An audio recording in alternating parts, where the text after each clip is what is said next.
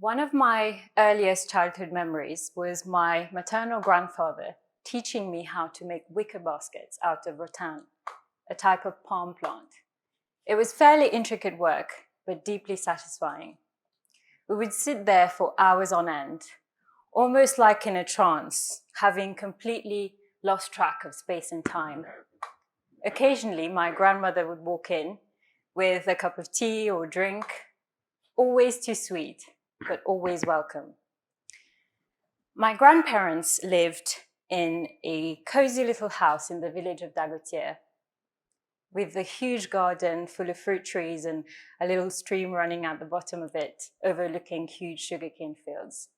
In the afternoon, my grandfather used to take me along abandoned train tracks from colonial times, waiting for my parents to come home from work. My grandfather was a retired teacher, and children used to come from all over the village to take tuition with him. I remember sitting in the corner, I can't have been much more than 4 or 5, soaking everything in, loving it. These were some of the happiest moments of my life. We had no phones, we had a black and white TV with hardly any programs on it, and yet I never felt bored. I always felt fully present, perfectly content with where I was and what I had. And then the system took over. So for the next 25 years or so, I was shaped and molded and conditioned to fit in a perfectly structured system that championed the academically gifted, where elitism and competition were king and queen, and where success was defined and rewarded according to traditional metrics. I kind of sleepwalked through all of it, that perfect round peg in a round hole. After all, why question a system that works for you? It wasn't until I became a mother that I started to realize I didn't really know much at all. Nothing of importance, I mean.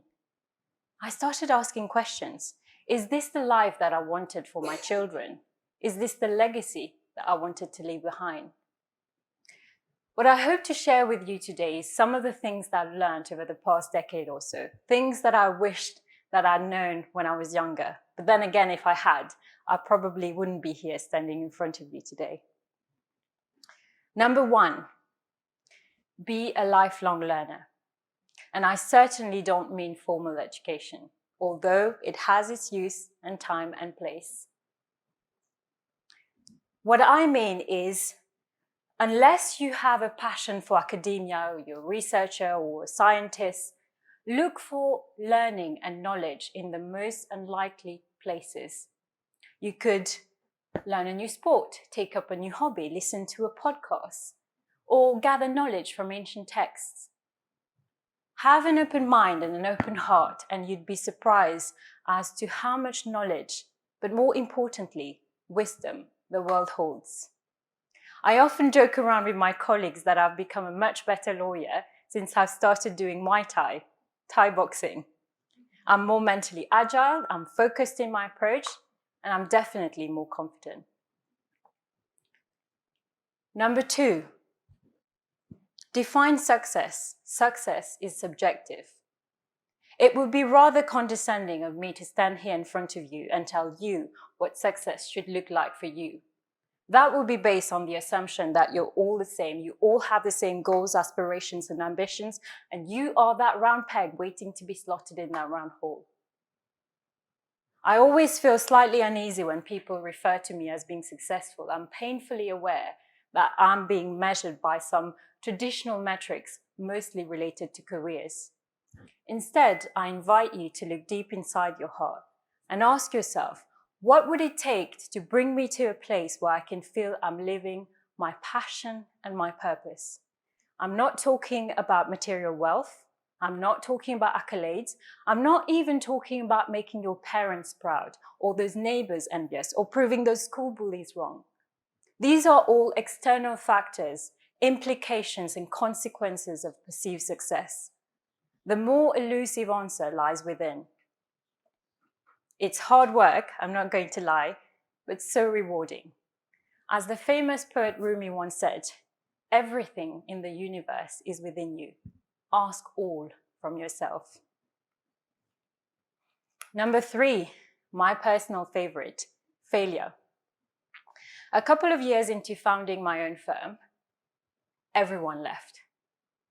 Every single person left within the space of a few months. At first, I was devastated. I was gutted. And I asked myself, what have I done wrong? Where have I gone wrong? And then slowly it dawned on me that amidst working so hard to make my dream come true, I had forgotten that it was my dream and not theirs. So since then, I've developed this cozy relationship with failure. I regard it as a dear old friend. I see a failure now not as a failure, but as an opportunity for growth. You cannot savor the taste of success until you've known the pain of failure. It would be like being in love without ever knowing heartache. So embrace failure. I don't think our schools teach us to. I think they should. The gut. Ever heard of these expressions? Having a gut feeling, a gut-wrenching experience, having the guts to do something, having butterflies in the gut. How many times have we ignored our gut because our rational mind told us to do so? I have countless experiences from my professional experience. Hiring this person made perfect sense. I have no reason not to trust this person. Taking on this client was good for the firm. It turns out the gut is a powerfully complex organ with an intricate communication network between itself and the brain. In fact, it's often called the second brain. I would even go as far as to say, and this part is not scientific at all, that the gut often tells us what a rational mind fails to pick up on. Our bodies do not lie. We should learn to trust them. Work smart, not hard. So I trained to be an English solicitor at a Magic Circle law firm in London. Now, for those of you who are not familiar with it, these are some of the most prestigious UK headquartered international law firms in the world. Big deal. In my days, getting into one of these firms was like gold dust. Competition was fierce to get in, and once you did, you generally felt like everyone else was smarter than you. In those days, it was glamorous, almost glorified, to be working long and hard hours, to be pulling all-nighters, to be seen at your desk well past nightfall, to be grabbing that sandwich at the cafeteria at 9 p.m. before dashing back off to your desk to finish reviewing that 500-page document. That was well before AI. We even had a term for it, getting beasted. It was like a competition. Which trainee would get the medal for being the most beasted that month? The counterpart to that is that we partied hard and we drank a lot. I remember this particular Christmas party where we went off for drinks at noon and got home at 3 a.m. the next day and then rolled back into work at 8 a.m. Sounds like a great life? Well, it was until it wasn't.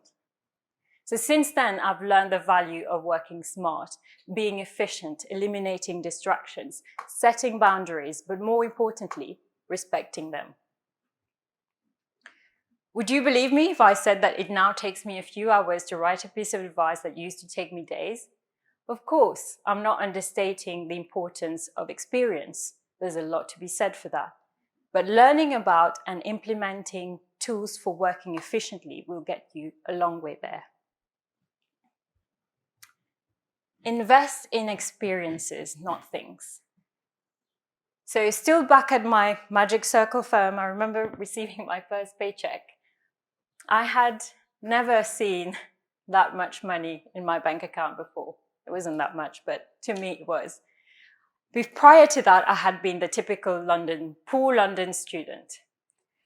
With my monthly allowance, I had enough for accommodation and transport, with hardly ever anything left over other than for junk food, thrifty stores, and of course, scrappy clubs. And suddenly, almost overnight, I could afford Jimmy Choos and Louboutins. And at first, it felt great. I had worked hard for it, right? I had deserved it.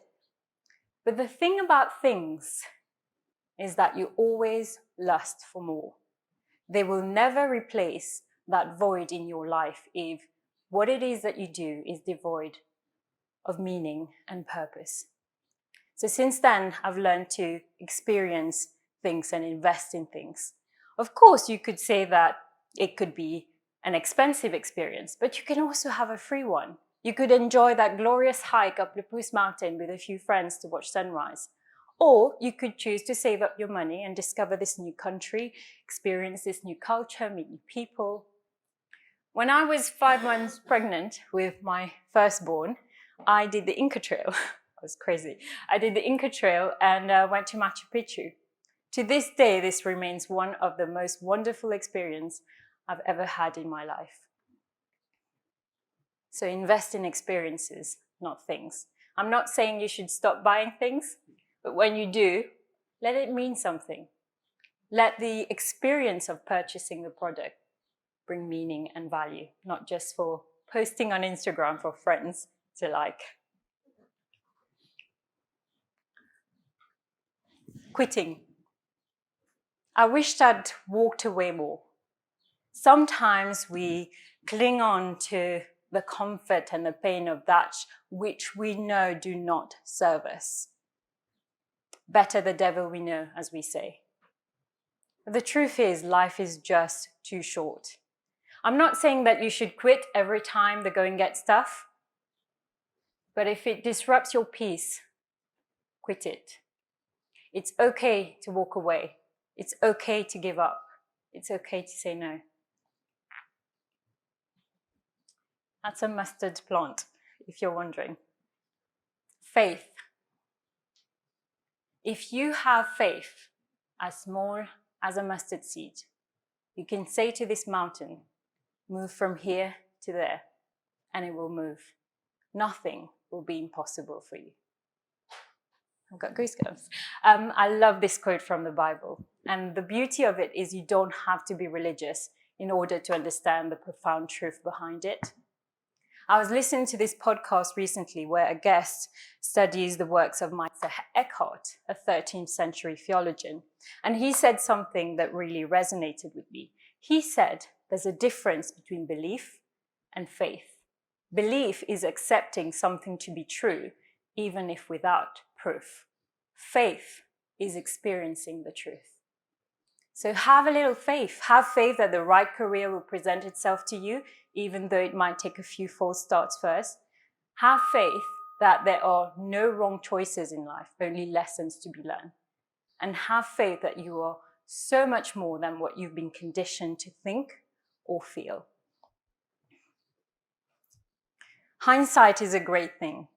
I now realize how much of these little things my grandfather taught me in his own way, although I was too little to understand them then. There are, of course, other things that I have learned, but for today, I'd leave it at 8. The infinity symbol is the figure 8 on its side. And learning about and experiencing success and balance is an infinite feedback loop. I'll leave you with these words by Maya Angelou from her famous book, I Know Why the Caged Bird Sings. You can only be truly accomplished at doing something you love. Don't make money your goal. Instead, pursue the things that you love doing and then do them so well that people can't take their eyes off you. Thank you.